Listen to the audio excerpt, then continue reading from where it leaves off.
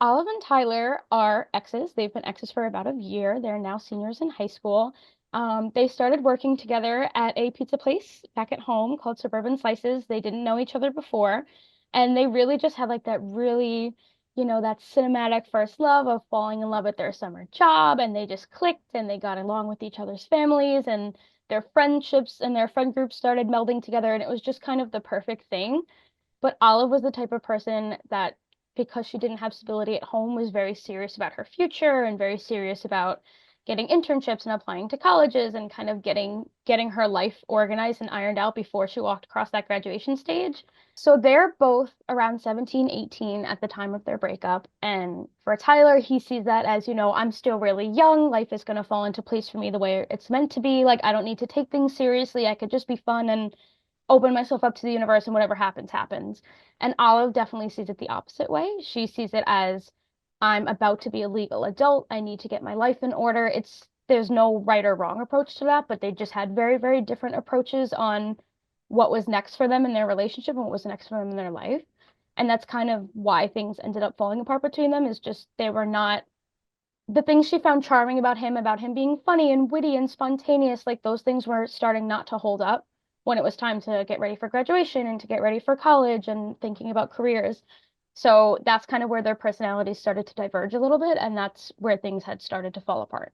When I started writing this, like the very, very early drafts of this scene, I knew that they had differing opinions. I didn't know what they were going to be yet. And then the more I started to write it and I started to give Olive more of a personality and realize just, how rigid and stressed you have to be to hop on a flight to go across the country to go see your boyfriend because he's not answering your text and you're worried. Like, she's clearly very rigid and very stressed about her future, so I had to make him the opposite. And then I just had a lot of fun with it from there. The book was written in dual timeline instead of like briefly alluding back to it. They were actually full chapters that were completely going back into the past. And I realized eventually like that was not the best and most fast-paced way to tell the story because they are stuck on the plane. You want to amp up the drama. So I did pull a lot of those pieces and you can see them in the chapters that they are still there, but they're not completely separated the way that they were when I first wrote it. So I did I roughly outlined it. I knew that she was very stressed and I wanted him to be the opposite. I wanted it to be a personality clash, not just something that they quote unquote did wrong, because I feel like that makes it more complicated. It's not just he skipped one career fair or he didn't show up for a date, like kind of thing where you can kind of apologize and move on from that. It seemed like both of them had core parts of their being that they didn't feel like they wanted to sacrifice, and that is what made them split. And I think that's also what made it lended itself to making it helpful when, because they did break up, but Olive did still have, as you can tell when you read the book, she has feelings for him. She has confusing feelings that she doesn't really know how to dissect even a year later, because she does, in a way, still feel for him. It's not that he did something terrible and awful to her that she can write him off. Like, it's complicated. It's that you really do feel for somebody, but you realize that you're not a good match and you do have to walk away, even if not every part of your heart wants to. So I did know that when they got off the plane, who was going to be there and who wasn't going to be there. I knew that already because I knew that there were some things that Olives had to find out when she went to go see her boyfriend.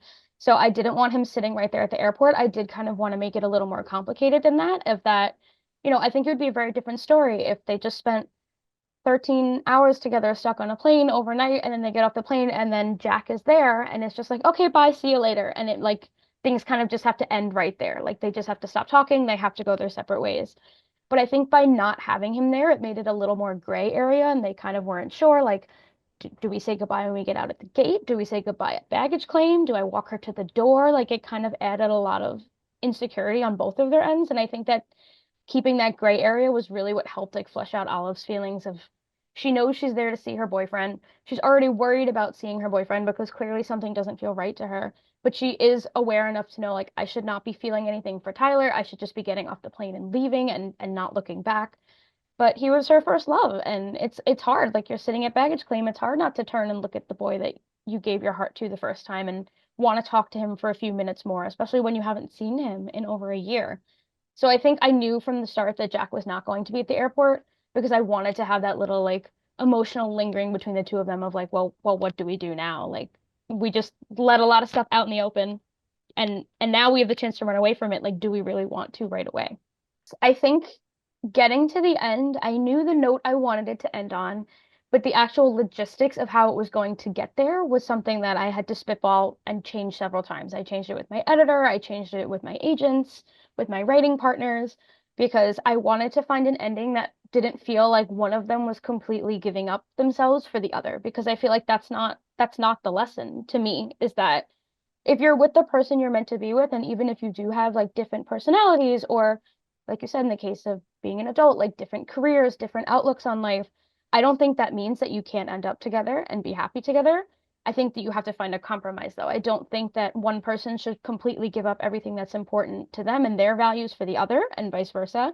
I think there is a middle ground we can find. So I knew I wanted to find a middle ground, but it took probably almost a year of like changing the ending several times, of the actual logistics of how they were going to get to their ending, because I wanted it to be truthful and not feel like one was giving something up for the other completely and losing a part of themselves that did make them themselves. Because just because they're different people doesn't mean either one of them was the wrong type of person.